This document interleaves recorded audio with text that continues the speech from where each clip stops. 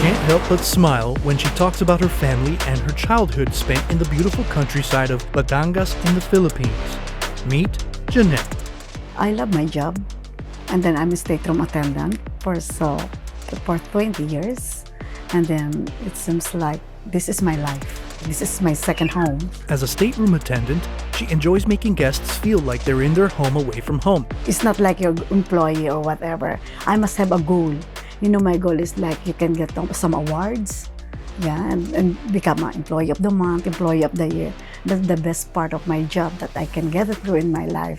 And I'm very thankful to God that the blessings that I get in my life, I cannot count it. Jeanette is thankful for the opportunities Royal Caribbean has given her and pays it forward by delivering unforgettable experiences for our guests. For me, the Royal Caribbean is a very big support.